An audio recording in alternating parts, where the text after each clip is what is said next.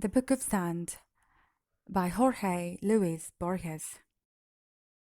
The line is made up of an infinite number of points, the plane of an infinite number of lines, the volume of an infinite number of planes, the hypervolume of an infinite number of volumes.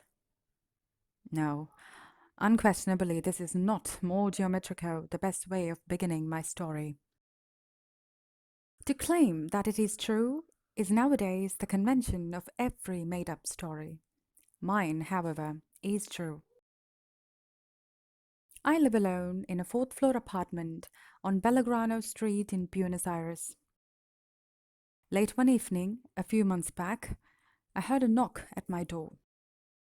I opened it, and a stranger stood there. He was a tall man with nondescript features, or perhaps it was my myopia that made them seem that way. Dressed in grey and carrying a grey suitcase in his hand, he had an unassuming look about him. I saw at once that he was a foreigner. At first, he struck me as old. Only later did I realize that I had been misled by his thin blonde hair, which was, in a Scandinavian sort of way, almost white. During the course of our conversation, which was not to last an hour, I found out that he came from the Orkneys. I invited him in, pointing to a chair. He paused a while before speaking. A kind of gloom emanated from him, as it does now from me. "I sell Bibles," he said. Somewhat pedantically, I replied, "In this house are several English Bibles, including the first, John Wycliffe's. I also have Cipriano de Valera's Luther's, which from a literary viewpoint is the worst, and a Latin copy of the Vulgate. As you see, it's not exactly Bibles I stand in need of." After a few moments of silence, he said, "I don't only sell Bibles.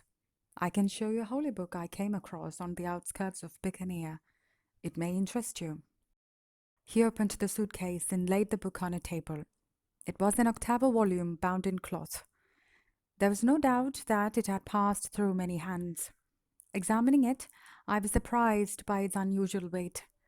On the spine were the words Holy Writ, and below them Bombay.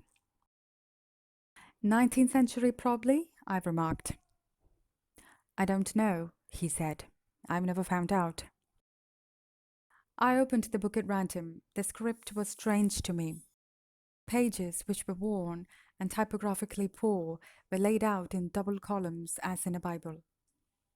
The text was closely printed, and it was ordered in vesicles.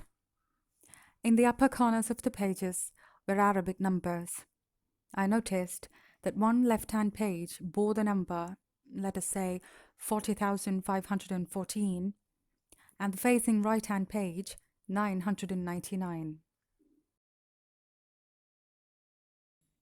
I turned the leaf. It was numbered with 8 digits. It also bore a small illustration, like the kind used in dictionaries, an anger drawn with pen and ink, as if by a schoolboy's clumsy hand. It was at this point that the stranger said, "Look at the illustration closely. You'll never see it again."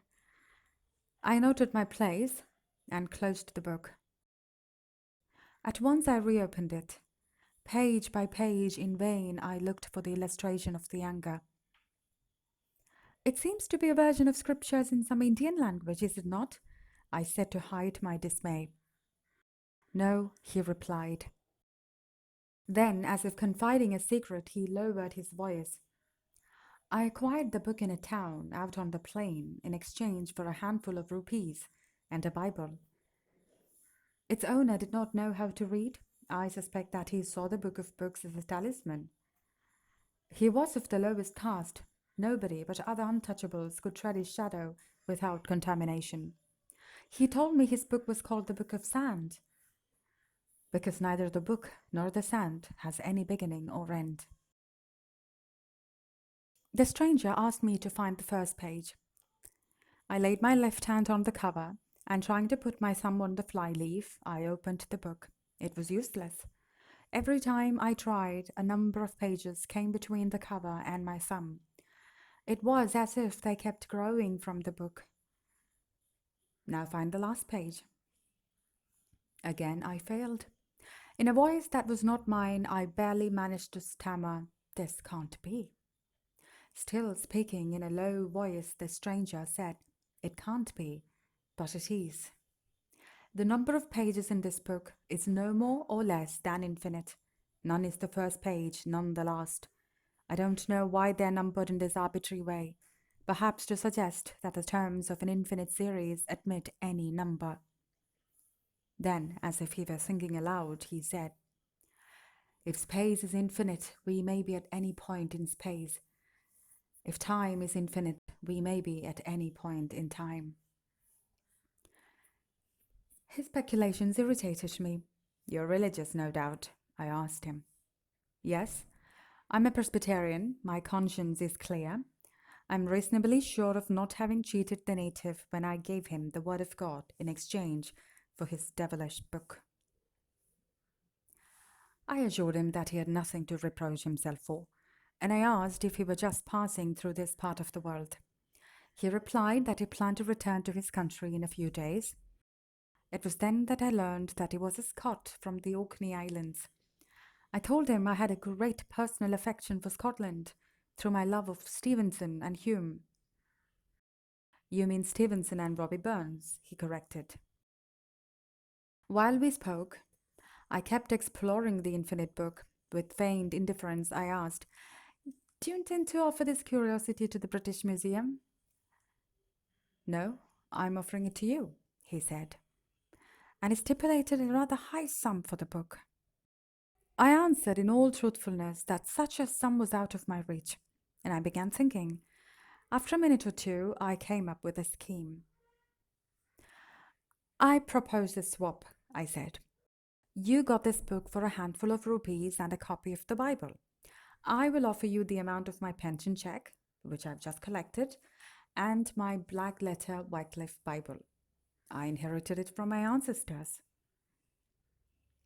"A black letter Wycliffe," he murmured. I went to my bedroom and brought him the money and the book.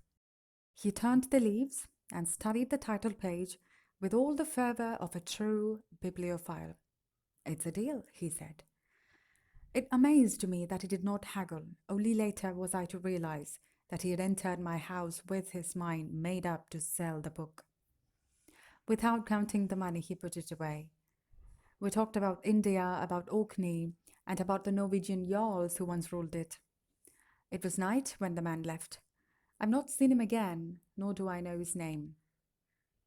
I thought of keeping the book of sand in the space left on the shelf by the Wycliffe, but in the end I decided to hide it behind the volumes of a broken set of the 1001 Nights.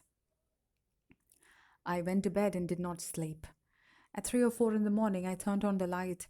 I got down the impossible book and leafed through its pages. On one of them, I saw engraved a mask. The upper corner of the page carried a number, which I no longer recall, elevated to the 9th power. I showed no one my treasure. To the luck of owning it was added the fear of having it stolen, and then the misgiving that it might not truly be infinite. These twin preoccupations intensified my old misanthropy. I had only a few friends left. I now stopped seeing even them. A prisoner of the book, I almost never went out anymore. After studying its frayed spine and covers with a magnifying glass, I rejected the possibility of a contrivance of any sort. The small illustrations I verified came 2,000 pages apart. I set about listing them alphabetically in a notebook, which I was not long in filling up. Never once was an illustration repeated. At night, in the meager intervals my insomnia granted, I dreamed of the book. Summer came and went, and I realized that the book was monstrous. What good did it do me to think that I, who looked upon the volume with my eyes, who held it in my hands, was any less monstrous? I felt that the book was a nightmarish object, an obscene thing that affronted and tainted reality itself. I thought of fire, But I fear that the burning of an infinite book might likewise prove infinite and suffocate the planet with smoke. Somewhere I recall reading that the best place to hide a leaf is in a forest. Before a time when I worked on Mexico Street at the Argentine National Library, which contains 900,000 volumes, I knew that to the right of the entrance, a curved staircase leads down into the basement where books and maps and periodicals are kept. One day I went there, and slipping past a member of the staff and trying not to notice at what height or distance from the door, I lost the book of sand on one of the basement's musty shelves. Jorge Luis Borges.